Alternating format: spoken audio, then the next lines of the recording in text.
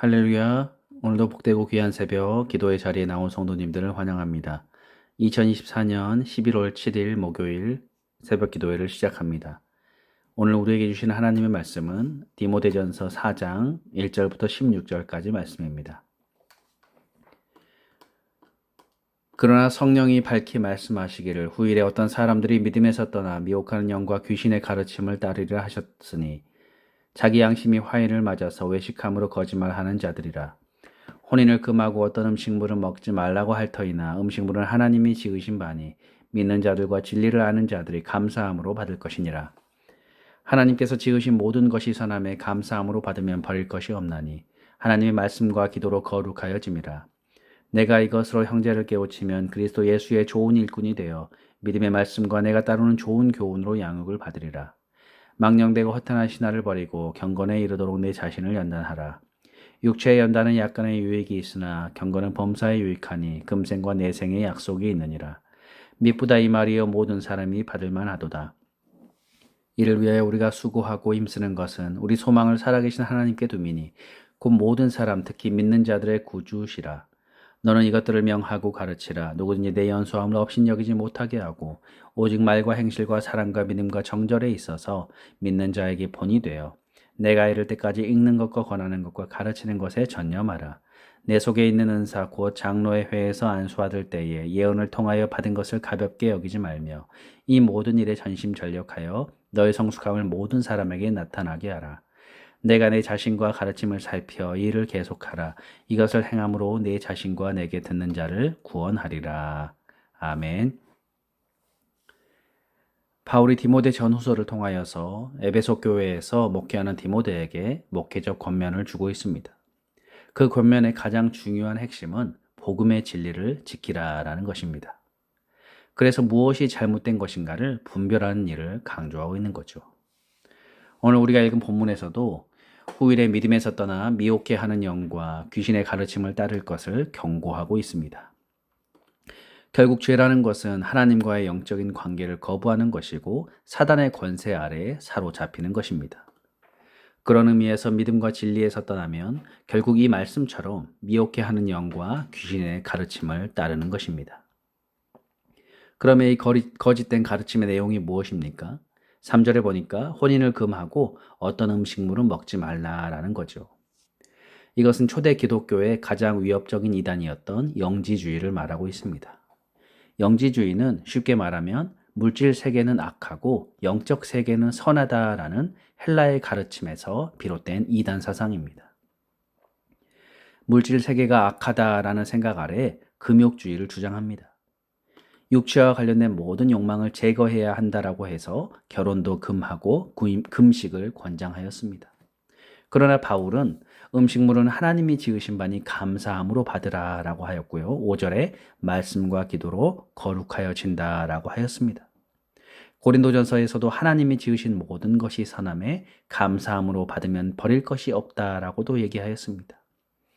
하나님이 말씀으로 세상 만물을 창조하셨기 때문에 우리는 기도로 그 모든 것을 감사함으로 받으면 다 거룩하다라는 거죠.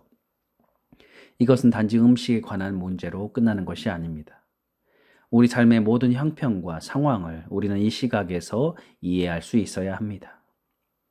내가 지금 경험하는 모든 일들, 어떤 어려움과 심지어는 악한 일 속에서도 그것이 하나님의 섭리와 경륜 가운데 있는 일임을 우리는 믿고 기도하는 가운데 감사함으로 하나님의 뜻을 찾으면 이 모든 일이 합력하여 선을 이루게 하시는 하나님의 손 안에 있음을 아는 것입니다. 그래서 바울은 거짓 교훈을 구별하고 좋은 일꾼이 될 것을 말하죠. 6절에서 내가 이것으로 형제를 깨우치면 그리스도 예수의 좋은 일꾼이 되어 믿음의 말씀과 내가 따르는 좋은 교훈으로 양육을 받으리라. 여기서 이것으로라는 말씀은 무엇을 의미합니까?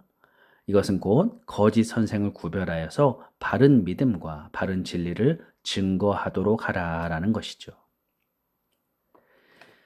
원문의 의미를 살펴보면 바울은 디모데에게 형제를 깨우치면 그들이 좋은 교훈으로 양육을 받으리라라고 하는 것이 아니라 형제를 깨우치면 디모데 자신이 좋은 교훈으로 양육을 받으리라라고 얘기를 하고 있습니다. 여러분, 우리가 남을 가르쳐 보면 우리 자신이 오히려 더 많이 깨닫게 되는 것을 알게 되죠. 마찬가지로 디모데가 형제들을 깨우치면 정작 본인이 더 양육을 받게 된다라는 말입니다. 가르치는 디모데가 그리스도의 좋은 일꾼이 되어서 믿음의 말씀과 선한 교훈을 조차 양육을 받는 것이죠.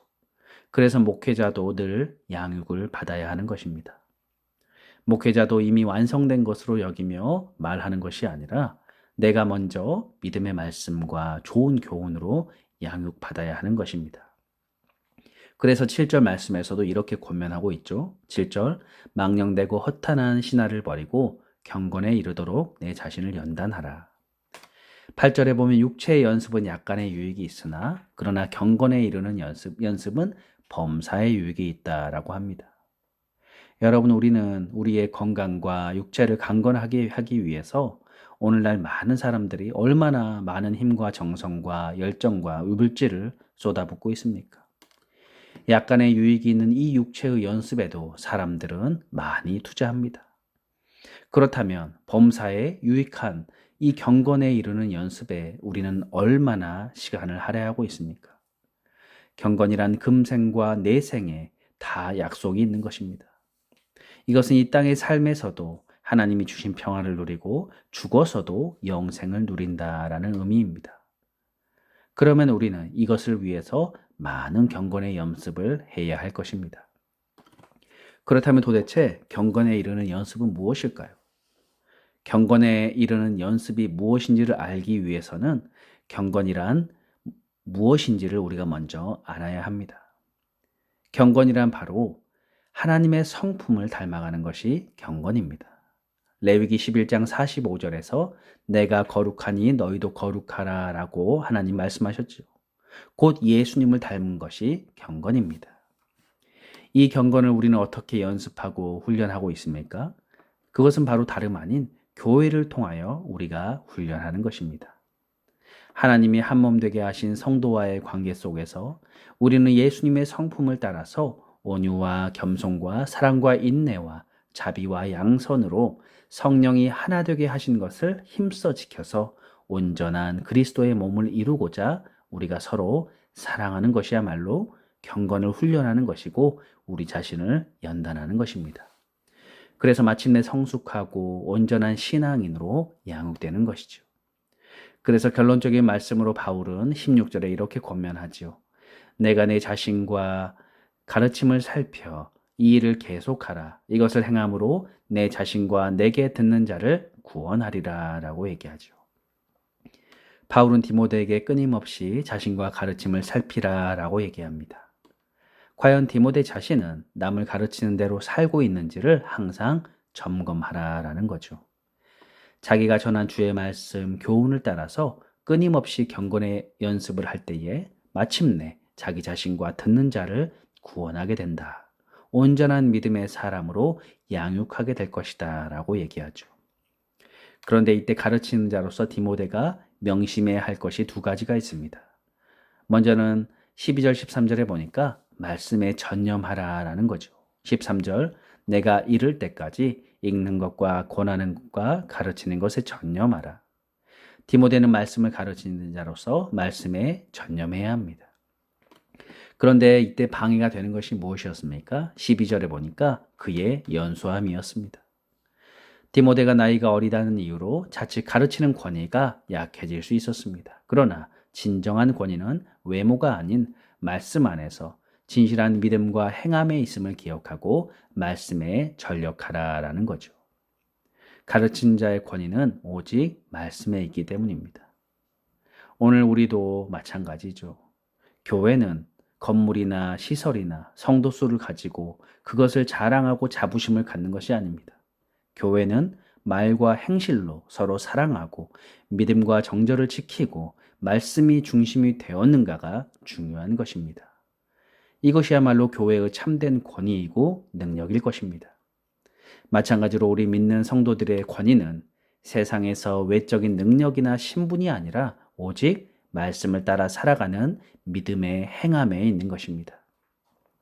또한 14절에 보니까 안수 때에 받은 은사를 가볍게 여기지 말라라고 당부하죠. 당시 안수를 받을 때에 하나님이 주신 은사를 예언하곤 하였습니다.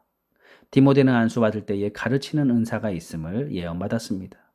안수는 예수님의 권위 아래 있고 예수님으로부터 보냄을 받았다라는 상징적인 의미를 가지고 있죠. 디모데는 예수님의 권위로 세움을 받았고 가르치는 은사를 받았음을 기억해야 한다라는 사실을 바울은 말하고 있습니다. 그래서 그 부르심과 은사를 따라서 흔들림 없이 사명을 감당하라라고 얘기하죠. 그것은 우리 모두에게도 마찬가지입니다. 우리도 예수 그리스도의 부르심 아래 있고 우리 각자에게 주신 소명과 은사가 분명히 있습니다. 이것을 가지고 교회를 섬기고 주의 몸된 교회를 세워나감으로써 함께 지어져 나아가는 것이죠. 그러므로 오늘 바울이 디모데에게 권면한 것 같이 우리도 다른 사람들에게 하나님의 말씀을 전할 뿐 아니라 먼저 우리 자신을 가르친 자가 되어야 할 것입니다. 경건을 훈련하고 연습하고 연단해야 합니다. 사랑하는 성도 여러분, 이를 위해서 더욱 말씀에 전념하고 우리에게 주신 은사를 가지고 주의 몸된 교회의 지체들을 섬기고 사랑함으로써 성숙한 믿음의 사람, 그리스도를 닮은 장성한 믿음의 분량에 이르는 저와 여러분들이 되시기를 주님의 이름으로 축복합니다. 기도하겠습니다. 하나님, 오늘 디모데전서 말씀을 살펴보면서 우리 자신이 먼저 하나님 말씀 아래 더욱더 경건을 훈련하고 또 연습하고 또 연단받게 하여 주옵소서. 그리하여서 우리에게 맡겨주신 귀한 우리 갈보리 교회를 잘 세워나가게 하시고 우리에게 주신 소명과 은사를 통하여서 온전히 함께 아름답게 지어져가는 성숙한 믿음의 사람으로 저희를 세워 주옵소서. 감사드리며 예수님의 이름으로 기도드립니다. 아멘. 주기도문으로 예배를 마치겠습니다. 하늘에 계신 우리 아버지여, 이름이 거룩히 여김을 받으시오며 나라의 임하옵시며 뜻이 하늘에서 이룬 것 같이 땅에서도 이루어지이다. 오늘날 우리에게 일용할 양식을 주옵시고 우리가 우리에게 죄 지은 자를 사하여 준 것 같이 우리 죄를 사하여 주옵시고 우리를 시험에 들게 마옵시고 다만 악에서 구하옵소서. 대개 나라와 권세와 영광이 아버지께 영원히 있사옵나이다. 아멘. 잠시 시간 기도하는 시간을 갖겠습니다. 먼저 오늘 말씀을 생각하면서 하나님, 우리에게 주신 귀한 소명과 또 비전과 은사를 기억하게 하셔서 이런 귀한 것들을 통하여 주의 몸된 교회를 잘 세워나가게 하시고 특별히 우리 교회를 위해서 우리 교회의 예배와 또 우리 성도님들 한 명 한 명 주님께서 붙들어 주시고 또 예수님을 닮아가는 그런 장성한 믿음의 분량이 있는 사람으로 세워지도록 우리 교회와 교우들 또 우리 자녀들을 위해서 또 주변에 있는 많은 이웃들을 위해서 함께 이 시간 기도하겠습니다.